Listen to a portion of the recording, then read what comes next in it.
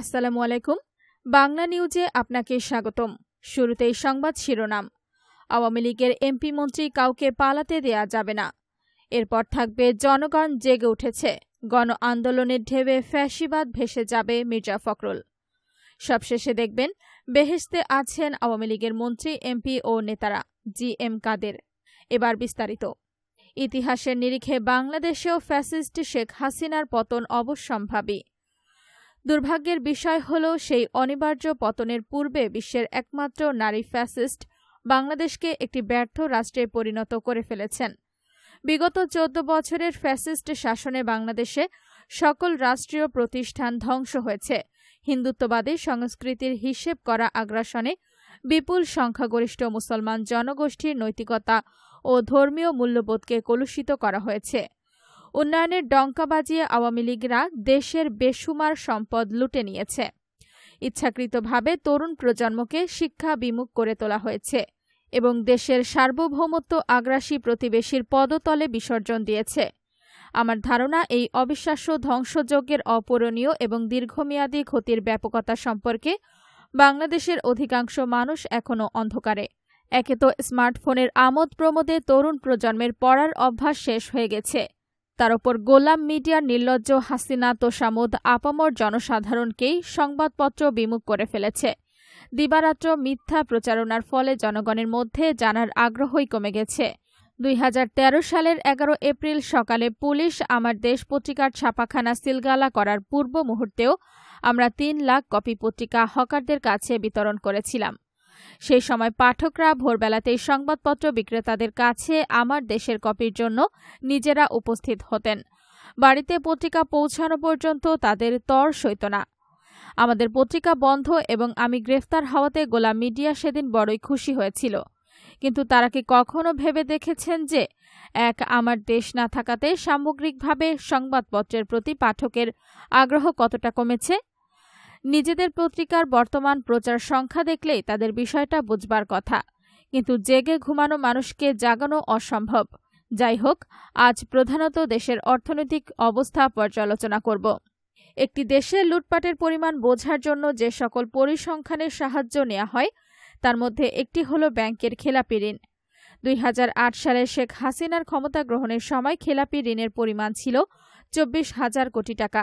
এখন সরকারের ভুয়া হিসাবেই খেলাপি ঋণ বেড়ে দাঁড়িয়েছে 1.25 লাখ কোটি টাকায়। পাঠক এখনই মাথায় হাত দেবেন না। IMF বলছে এই হিসাব অনেক কমিয়ে দেখানো হয়েছে। তাদের হিসাবে খেলাপির পরিমাণ 2.5 লাখ কোটি টাকা। প্রকৃত হিসাব জানতে হলে আরও একটু ধৈর্য ধরুন। আমার দেশ পত্রিকার বাংলাদেশ ব্যাংকের সোর্স বলছে, বাংলাদেশে বর্তমানে খেলাপি ঋণের পরিমাণ 4 লক্ষ কোটি টাকা। এই পরিমাণ টাকা দিয়ে 20টি পদ্মা সেতু বানানো যায়। বাংলাদেশের 1 বছরের বাজেটের টাকার যোগান দেওয়া যায়। এই যে চক্রবৃদ্ধি হারে খেলাপির পরিমাণ বাড়ল, তো এই ধারণার অতীত অর্থ কোথায় গেছে? শেখ হাসিনা একদিকে জনগণকে উন্নয়নের খোয়াব দেখিয়েছেন, আর অন্যদিকে সেই জনগণের নির্লিপ্ততার সুযোগ নিয়ে বাছাই করা আওয়ামী ব্যবসায়ীদের যোগসাজশে রাষ্ট্রের সমস্ত সম্পদ লোপাট করেছেন। শেখ হাসিনার দুর্নীতিবাজ ব্যবসায়ী অর্থমন্ত্রী কেবল যে খেলাপি ঋণ বাড়িয়ে দেশের সর্বনাশ করেছেন তাই নয়, ঋণ ও আমানতের ওপর সুদের হার ভীষণভাবে কমিয়েও তিনি অর্থব্যবস্থা একেবারে ভঙ্গুর করে দিয়েছেন। সুদের হার কমানোতে আওয়ামী ব্যবসায়ীরা একচেটিয়া লাভবান হয়েছে, আর মধ্যবিত্ত শ্রেণী যারা সীমিত সঞ্চিত অর্থমেয়াদী আমানতে FDR রেখে সংসারের খরচ নির্বাহ করে, তাদের কোমর ভেঙে গেছে। একদিকে রেকর্ড মূল্যস্ফীতি, অন্যদিকে ক্রমহ্রাসমান সুদের জাতাকলে মধ্যবিত্তের জীবন দুর্বিষহ হয়ে পড়েছে। সরকারি পরিসংখ্যানে যাই বলা হোক না কেন, বাংলাদেশে মূল্যস্ফীতি অনেক আগেই 10% ছাড়িয়ে গেছে, অথচ সঞ্চয় হিসাবে সুদের হার 5%-এর নিচে। অর্থাৎ প্রকৃত হিসেবে জনগণের ব্যাংকে সঞ্চিত অর্থের মূল্য প্রতিদিন কমে গেছে। এরপর রিজার্ভের কথা বলি। সরকারি কেতাবে আছে রিজার্ভের পরিমাণ $39 বিলিয়ন। IMF বলছে $41 বিলিয়ন। আমার দেশ পত্রিকার সোর্সের খবর অনুযায়ী প্রকৃত রিজার্ভ টেনে টুনে $20 বিলিয়ন। সোর্সের তথ্য সত্যি হলে রাষ্ট্রের কোষাগার থেকে শেখ হাসিনা গং $19 বিলিয়ন অর্থাৎ 1,90,000 কোটি টাকা তছরূপ কিংবা অপচয় করেছেন। তিনি সারাক্ষণ নিজের টাকা করতে করতে রাষ্ট্রের সকল সম্পদকে নিজের ও পরিবারের মালিকানা ভেবে বসে আছেন। ফ্যাসিস্ট আমলে নিয়োগপ্রাপ্ত বাংলাদেশ ব্যাংকের প্রত্যেক গভর্নরকে রিজার্ভ তসরুপের দায়ে আসামির কাঠগড়ায় একদিন দাঁড়াতে হবে। উপরের নির্দেশের কথা বলে পার পাওয়া যাবে না।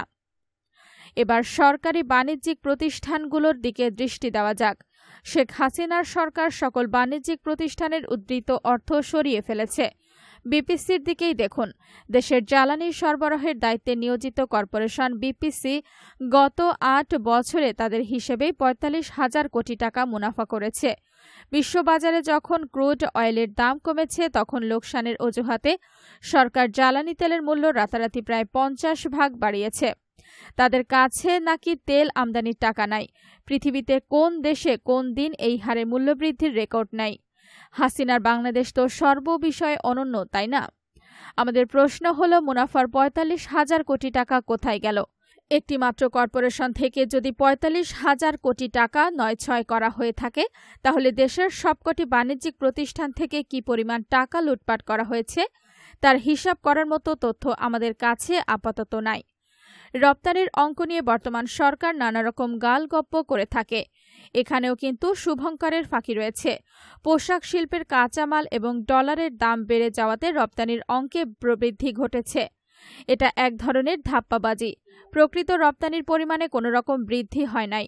রপ্তানির পরিমাণে বৃদ্ধি না হওয়াতেই বাংলাদেশে বাণিজ্য ঘাটতিতে রেকর্ড করেছে।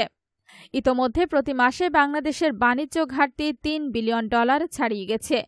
এই ঘাটতির একটা অংশ বিদেশে কর্মরত বাংলাদেশিদের প্রেরিত অর্থ দিয়ে মেটানো হয়। বাণিজ্য ঘাটতি বিপজ্জনক পর্যায়ে পৌঁছে যাওয়ায় এবং অনিয়ন্ত্রিত লুটপাটের অর্থ যোগান দিতে সরকারকে ভিক্ষার ঝুলি নিয়ে IMF বিশ্বব্যাংকের দুয়ারে দৌড়াতে হচ্ছে। টাকার বিপরীতে ডলারের রকেট মূল্য বৃদ্ধি থেকেও বাংলাদেশের অর্থনীতির করুণ দশা টের পাওয়া যাচ্ছে। 6 মাস আগেও খোলা বাজারে প্রতি ডলার 90 টাকার নিচে বেচাকেনা হতো। আজও ক্রেতারা 120 টাকা দিয়েও ডলার কিনতে পারছেন না। মাত্র 6 মাসের ব্যবধানে ডলারের বিপরীতে টাকার মূল্য কমেছে 30%। যে ব্যক্তি 6 মাস আগে ব্যাংকে 1 লাখ টাকা রেখেছিলেন তার প্রকৃত অর্থমূল্য আজ মাত্র 70,000 টাকা। জনগণ কি টের পাচ্ছেন যে দেশ তো গোল্লায় গেছেই? সেই সাথে আপনারাও সর্বশান্ত হচ্ছেন। জালিমের সকল অত্যাচার মেনে নিয়ে নীরবে ঘরে বসে থেকে শেষ রক্ষা হবে না।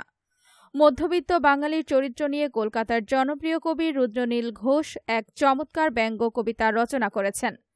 কবিতাটির শিরোনাম দাদা আমি সাতে পাঁচে থাকি না। কথিত বীর বাঙালিরা ইউটিউবে কবিতাটি শুনতে পারেন। কাপুরুষদের জন্য বাংলায় এক সুবিধাবাদী উক্তি আছে, পেটে খেলে পিঠে সয়। দুর্ভাগ্যের বিষয় হল বাংলাদেশের জনগণকে এখন পেটে না খেয়েও পিঠে সইতে হচ্ছে।